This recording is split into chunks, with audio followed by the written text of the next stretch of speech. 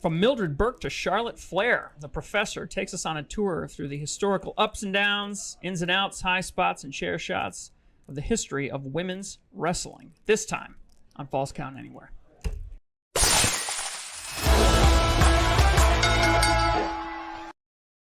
Welcome back to a new episode of Falls Count Anywhere. And this one should be a good one. We're giving the ladies some love here today. Ooh, with the lady. With the return we saw this week, the return of Charlotte Flair. Mm-hmm. We saw some new women's championships debuted in WWE, so we figured, why not talk about the women? We're talking about women's wrestling. And, I got to tell you, this was really hard for me to cut this down to a short show like this. I mean, once I started going down that rabbit hole, I mean, you know how I am with historical facts, but women's wrestling has really had an interesting history. Mm-hmm. I mean, many people, when we think of it, we think, it's only been around, for the last 20, maybe 40, 30 years. 40, max 40, 80. Something like that. But, I mean, it has had a long history. So we're going to get right into it. A lot of the information I got here mainly came from an article that was on WrestlingInc.com, first published in 2016. It's titled Views from the Turnbuckle, A Brief History of Women's Wrestling by Jesse Collings. Got a lot of information from this article, Wikipedia, some other sources. But let's just get right into it. So let me ask you, when do you think women's wrestling really started to take off? I mean, you mean actual wrestling, or do you mean like the escort, the manager? No, actual wrestling. Oh, the end of the 80s, beginning of the 90s, probably. 1900s? Yes, the 1900s. Yes, not the 1800s. Okay, well, you would be wrong. Women's wrestling actually started with the men back in the carnival days, the late 1800s. Really? Oh, yeah. And they were treating it just like the men as... In the car, they were traveling in the carnies. Yep. Legitimate athletic competition. And also like the men, the women would challenge audience members to get in the ring and wrestle them. A lot of times challenging men just to prove how real it is, how real of a wrestler they are. Wow. Right? That's what I mean. I got down in this rabbit hole and it's so interesting. So they would challenge audience members, and this is a direct quote from this article. The women who wrestled in this era were on par with the most disfigured of freak show attractions because of how brazen their violation of gender roles were during such a stifling time period for female rights. Right, so the bearded ladies. Yeah, okay. Yeah, I can see that. But they were legit badasses back then. So that's late 1800s, traveling the carny circuit. Around the turn of the century, though, they started to add in a little sex appeal. And that's when you started seeing the women wearing a little less in their wrestling gear. They were much more athletic, much more figured. And around this time, while the men were wrestling in baseball stadiums, the women were wrestling in burlesque houses and at taverns. I was going to say, in the 1920s and 30s, that was when kind of burlesque started to take off. So it seems to be in correlation, especially with the less clothes, more nudity. Mm-hmm. I guess the question I have is, they became more feminine. Were these women-only shows, or were these shows that were tacked on? The ones that were in the burlesque houses were women only. Okay. Women for men, but it was still a show for men in the burlesque And house. They were still challenging men in the audience in the crowd to get in the ring. Drunk, wasted men who wanted to see a little TNA. I mean, why not? Yeah, get a little handsy. That's right. Yeah. So then in the 1920s, wrestling as a whole started to turn into more of the product we see today. They focused a little less on athleticism and more on entertainment. And the women followed suit. Again, going more with the sex appeal. But the first real female name that came along was in around 1937, that being Mildred Burke. Sexy name. Very sexy name. And that was her wrestling name. Her real name was Bliss. Mildred Bliss. Oh, okay. Why would you give up that name? Right? So she started wrestling started training around 1935. 37 really became a name and actually won the championship and 2 years after starting this training. This is a traveling like a carny show. This was around the time she came around was when the NWA, National Wrestling Alliance, started to get formed and started traveling. It was in the South, right? Yeah. And started traveling to arenas, stadiums. It wasn't so much the carny circuit anymore at this point. This was wrestling as a whole. But she really became a big name, a big draw. There was only one women's champion. There wasn't all these other promotions or championships around. She was the main one. And she became such a draw. There was actually one show in particular, 1941, in Louisville, Kentucky, where she defended the championship in front of 18,000 people. Wow.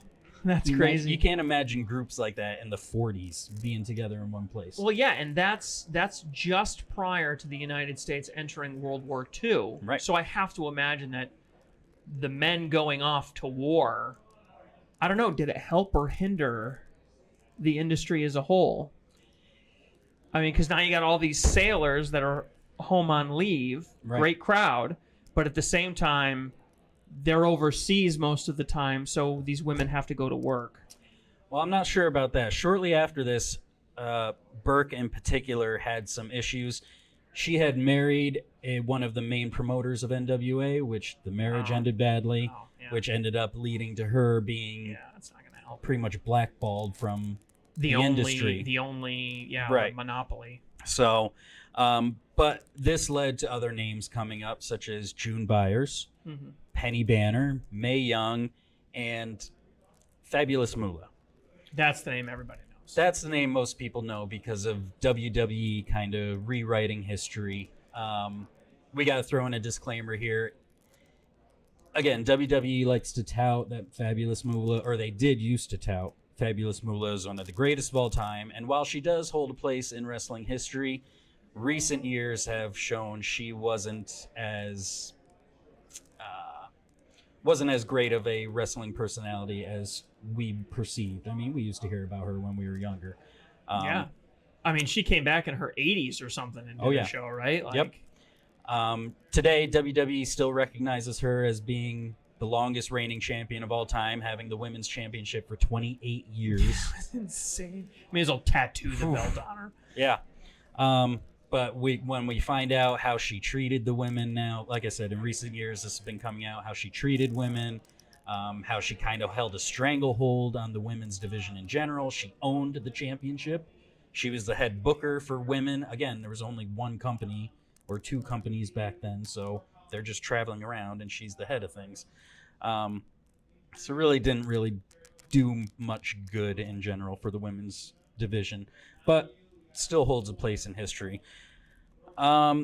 So while women like Mildred Burke, Jane Byers, some of those others we mentioned really pushed things forward, Moolah kind of held things back and kind of relegated the women back to novelty matches rather than the main event matches that were happening. What would a typical novelty? I mean, like a pillow fight match? Like those are the novelties I'm used to. No, more like they weren't taken as seriously as the men. They weren't challenging audience members. They were the popcorn match. Mid card to low card. Right. They were the match where everyone got up for the bathroom break. Okay. Fast forward to the 70s. So there's a big jump there, but again, with that stranglehold on the women. Well, it was hang on though. It was kind of a weird time because you have the advent of television coming in through there, but wrestling not really being on television. It's kind of this interim period between the traveling vaudeville show and the advent of television, and I think that's where you pick it up is in the 70s when television kind of takes over and becomes the main way in which you connect with. Well, even before that, I mean, women's wrestling in America was pretty much non-existent because they didn't have the TV deals. They didn't have. They were just traveling around to local towns, and again, there was not really much playing for 50 people in Biloxi, Mississippi, and not a lot of importance put on them. However, this was about the time that Japanese women's wrestling started to gain a foothold and started to in the United States. No, in Japan. Okay, in Japan. I mean, today we hear about Japanese wrestling in general, but the women's wrestlers are phenomenal. I mean, there's been a few of them in and out of WWE. Asuka, and they all killed. Io Sky, they all Kairi Sane. But All Japan Pro Wrestling, which was the big Japanese promotion, the first Japanese promotion back then, they promoted women's wrestling really well over the years, to the point where, again, jumping forward a little bit, 1994, the Domu Super Women Great War at Tokyo Dome drew 42,000 people. This was an all-women show. All-women show. Yes. 42,000. That's incredible. By far the largest crowd of any all-women's show. That might even still be true today. I mean, at the time, that was probably the biggest stadium in Japan. Oh, yeah, Tokyo Dome probably still is. That was huge, yeah. Back in America, things didn't really start to pick up again. WWF was around, but wasn't really promoting women's wrestling. NWA wasn't doing anything with women's wrestling, so some alternatives started to come up. And that was when we saw, around the early 80s, the introduction of Glow. You remember this? The Gorgeous Ladies of Wrestling. The Ladies of Wrestling, yes. So this wasn't a live wrestling show. This was a syndicated television program. Yes. And they didn't focus so much on athleticism as they did on comedy and super over-the-top gimmicks. Who ran that promotion? Who did that? Oh, I forget his name. I didn't write down. It was David something. It was a guy. Yeah, I was going to say, it wasn't run by a woman. It was. He actually has another women's company now called WOW, Women of Wrestling. Yep, that one I've heard of, yeah. Yep. But yeah, this was a TV show. It wasn't super popular back then, but has since developed It ran on local cult following. Channels. And a few years ago, Netflix did a TV show based on Glow. Oh, called Glow. Yeah. Yeah. Okay. It wasn't the same characters, but it was the same premise, and it seemed a little more 80s. It was a fictional story about this real company. But yeah, it was very 80s, very of its time. Yep. But yeah, definitely recommend going to see that Netflix show on Glow. It's very interesting and entertaining. But then we talk about WWE. 1984, when Vince McMahon Jr. buys WWF, has bought WWF from his father. For $1 million. He wants to start putting a spotlight on women again. So he brings in Fabulous Moolah, who is still the long-reigning champion at this point. He brings her in to do the job to what he thinks is the next big thing, Wendy Richter. Mm-hmm. And this was the time when WWE had a deal with MTV. He was bringing in Cyndi Lauper. Yep. All the celebrities. Yep. And they did a show on MTV. What was it called? Darn, I thought I had it here. Well, they did a show on MTV where Moolah dropped the belt to Wendy Richter. After 28 years. After 28 years. But then less than a year later, backstage politics, contract negotiations, things don't work out. Richter drops the title back to Moolah. And for the next several years, nothing happens. The women's division goes away. The title gets deactivated. Okay, so can we step back a little bit, though? Because, okay, this is all happening in the early to mid-1980s. But this isn't... These aren't the only women that we're seeing on television. I mean, we're seeing Miss Elizabeth. Not yet. Miss Elizabeth. 84? Yeah, she came after that. Really? Well, she was in the 80s. Yes, she was in the 80s. This was during the time, but she was never involved in the... She never wrestled. She wasn't involved in the title No. I'm picture. just trying to say, when I'm picturing women in wrestling at this time, because like you said, there's very little involvement, I'm picturing the escorts, the assistants, right. That was what the women were mainly doing. That's what in they WWF. became. The managers. Miss Elizabeth and Sherry Martel were the main ones. There were a few others, but again, they didn't have a spotlight put on them. But they were involved in storylines, the whole marriage thing, right? That was the kind of the cliche, right? You got to get married on television. It wasn't women's wrestling; it was the managers. Right. Okay. Fair enough. Right. So this went on for many years. I think the title was actually deactivated in 1990. They did have a short stint with women's tag titles. Sorry, this was the women's title was deactivated? Yes, the WWF women's title, which was originally the NWA women's title, the one that Moolah held forever. Right. But then they tried again in 1993. Vince brought in Alundra Blaze, who had made a name for herself in Japan as Medusa. Medusa, yep. They brought her in, made her the champion. They brought in other Japanese names like Bull Nakano, Aja Kong to face her. Yep. Recognize that name. But again, bad booking, bad decisions, never really went anywhere. There was a lot of start and stop with the women for many, many years. In and out of WWE, honestly. And then we go back to that, the women being the popcorn match. They were the bathroom match. They were the match that everyone in the crowd just decided, yeah, we're going to take a break now. We don't care about this. Were these entertaining matches with bad bookings or vice versa?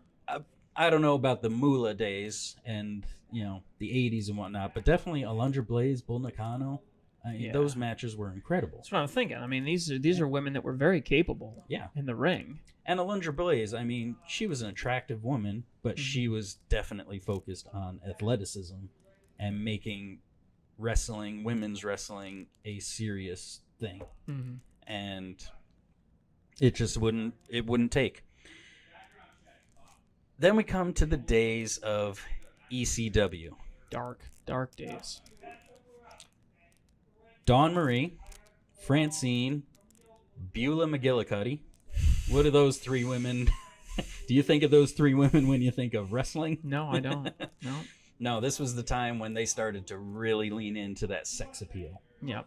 ECW was known for having extreme violence, and these women were extreme sexuality. That was their version. They knew they couldn't get color, so they had to get attention. Yeah, they would get involved with the men's matches. They would take bumps from the men. I mean, I'm thinking of Tommy Dreamer pile driving Francine. Yep. But this drew crowds. This was the 18 to 49 male demographic. They wanted to see the TNA. Yeah. Well, that was ECW at that time was still a local Philadelphia. Yep. I mean, they were huge, but they were still local to Philadelphia. They hadn't made the big time yet. Absolutely. But WWF caught wind of this, and they started bringing in their own risque women. When you see Q Nitro girls in WCW. Yep. Sunny and Sable, they were the first big sex eye appeal. candy. Yep. And that was the time WWE started bringing in models more so than athletes.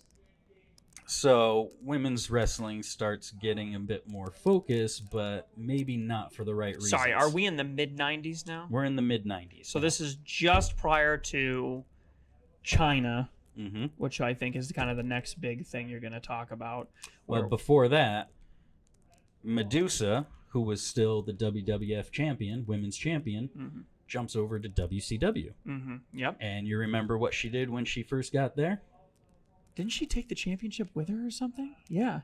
Took the championship and dropped it in a trash can. Yeah, that's right. I remember that. Oh, that set the world on fire. That was like, kayfabe, what happened? Unfortunately, it didn't lead to anything. Yeah. WCW tried to do a women's division with Medusa and some other Japanese wrestlers again.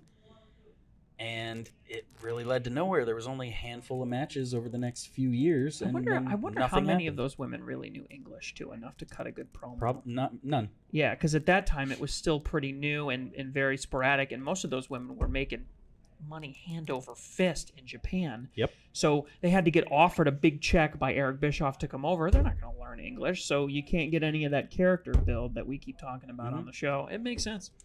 First time, it just occurred to me, the first time I ever saw Meiko Satomura, who is still wrestling today. I think she's still part of WWE, actually.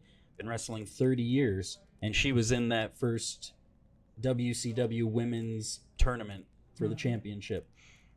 Just thought that was interesting. So then the WCW women's division goes nowhere. WWE, again, starts focusing on over-sexualized TNA women, looking for models, Playboy centerfolds. How many of them posed for Playboy? All of them. At least 6, 7, 8. Who knows? Anyone that you can name today. Yep. They all posed. That was all part of it. Yeah. Unfortunately. But then they were also bringing in women who actually did have athletic ability. Jacqueline Moore, Victoria, Victoria. Lita, Mickey Lita, James, Lita. Molly Holly. All right, now we're getting into the early 2000s. Yeah, this is okay. late 90s, early 2000s. Trish Stratus was brought in as eye candy, but she very soon developed into one of the best women's wrestlers of all time. We just saw her return to at WrestleMania and doing matches still to this day, and looks amazing. So while these certain women were trying to, again, put a better light on women's wrestling, WWE was still focusing on pillow fights and bikini contests and bra and panty matches. Still not the best light for women's wrestling. This was around the same time that Finlay took over Yes. training the women, and that was exactly their goal. Their goal was to put together women that not only looked good, but could perform well as well. And he did a good job with them. He made them tough. One of the few bright spots of this time period was Trish Stratus versus Lita main eventing Monday Night Raw. First time ever the women had done that. But at the same time, I keep coming back to, and then you've got her and Edge in bed with a nip slip. It's like they couldn't ever just give the women a chance. Exactly. Yeah. So around this time, WWE starts branding their women as divas. And if you've watched our show before, you know how we feel about that big, beautiful butterfly Divas Championship. I mean, it's the perfect representation for what it was at the time. Exactly. The Divas era that there was after Trish and Lita had left, when Tori Wilson was coming in. Natalia. Who else? Michelle McCool, Kelly. This was the time of nothing but pillow fights, water gun fights, mud wrestling. Vince McMahon's special assistant. Oh my God, Stacy Keibler. Who is in the Hall of Fame now for that. 42-inch legs. Mm-hmm. Yeah, Exactly. See, that's the kind of thing. Like, you can't name any of their finishing moves except for maybe the Stratisfaction. So at the rare occasion when there was an actual wrestling match, it was usually cut down to last only a minute or two. Yeah. But meanwhile, in other companies, TNA had started gaining The knockouts. prominence. Yep, the knockouts. And they actually promoted their women, the knockouts, very well. Yeah, what a great promotional idea, the knockouts. Really? Yeah. They had women like the Beautiful People, Angelina Love, and Velvet Sky. They had Gail Kim. They had Mickey James for a while. They really promoted women's wrestling as something must-see. And this eventually gave rise to indie companies like Shimmer or Shine or Stardom in Japan, all women's promotions. And they would have all women's independent shows. Yes. And where they were drawing crowds. Yeah, one time, typically in the South, North Carolina, South Carolina, and it would be all women, and they would sell out. They'd sell thousands of tickets. Outdoor shows with thousands of people at them. But WWE being the main game out there, the biggest company out there, they were still way behind the times. It wasn't until as recently as the mid-2010s, 2013, 2014, a little developmental company called NXT started popping up. Mm-hmm. And they promoted their women well. They were on par with the men. Sometimes they were better than them. Yeah, they were. But I mean, from a promotional standpoint, they were right next to each other, trading main events. And, Mm-hmm. You had Paige, you had Emma, you had Charlotte Flair, you had Sasha Banks, you had Bayley, and you had Becky Lynch. Those women in particular, I mean, there were many, many others, obviously. I think Asuka was there too, right? Not yet. She came later. That was later. Yep. This 2013, 2014, when NXT Triple H first took over. That was a couple NXT. years after Asuka was there, yeah. They started doing their own pay-per-views. They started doing the Paige versus Emma match for the first NXT championship is one of the best women's matches ever. Mm-hmm. Meanwhile, on the Raw and SmackDown, they're still doing divas. They're still doing pillow fights. They're still, again, way behind the times. Terrible stories. Yep. No development. And this eventually developed into, 2016? Finally, Raw and SmackDown decided, hey, we're going to give divas a chance. Decided. I'm doing air quotes here. They get rid of the Divas belt. Right. That was 2014. It came down to a tag match that I can't remember who else was in it, but Nikki and Brie Bella were in the match, and they were told as they're walking out to the ring, your match has been cut down to 2 minutes with entrances. So they literally got in the ring, did one move, and then did the pin, and that was it. This caused a social media groundswell. Hashtag give divas a chance. Yeah. I mean, this was really the fans finally speaking out and being like, you are screwing the women over. Time to change things. So, in natural WWE fashion, it was their idea to introduce the women's revolution. Yeah. slap some new paint on it. That's right. So, finally, in WWE at least, the women were starting to main event shows, main event pay-per-views. They were no longer divas. They were just women. They got their own tag team division. Yep. They got their own championship belts. They were a part of the brand split and the draft. Yep. And one of my favorite matches of all time, men or women, doesn't matter. Sasha Banks versus Bayley for the NXT Women's Championship in Brooklyn Takeover Brooklyn 2015.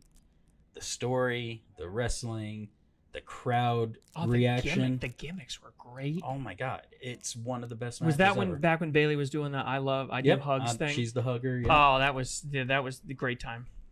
Phenomenal.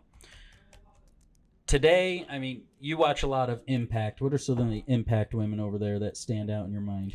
I mean, Impact is doing some really good things and some questionable things.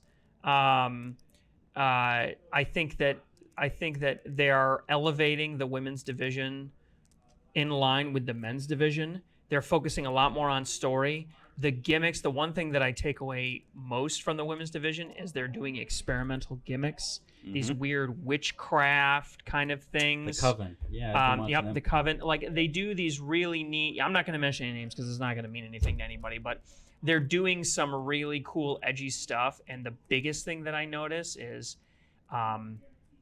they get time in the ring. I don't think for a second, and Trinity just went to Impact, I don't think for a second that a promotion like Impact could ever compete with AEW or NXT. I'm sure they were all NXT, WWE. I'm sure they were all chomping at the bit to get Trinity back. She was a mid-carder at WWE when she was there as Naomi.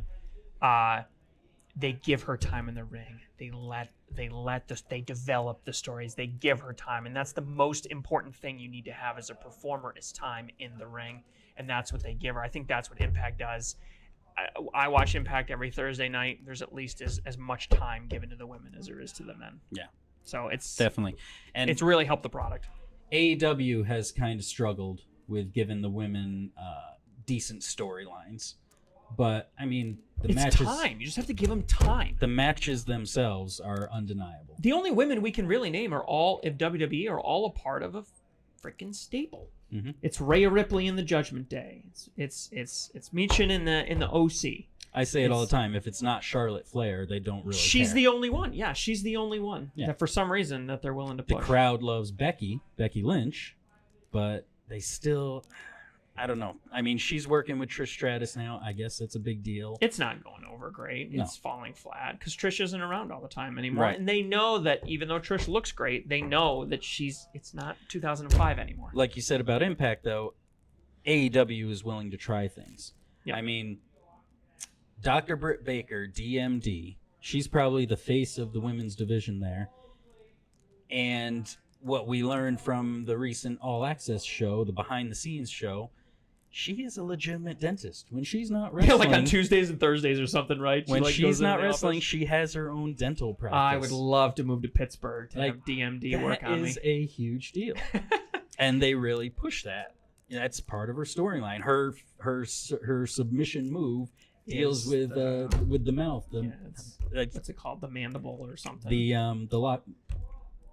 Wow, I can't think of what it's called now. The lockjaw? The lockjaw? Is that it? Yeah.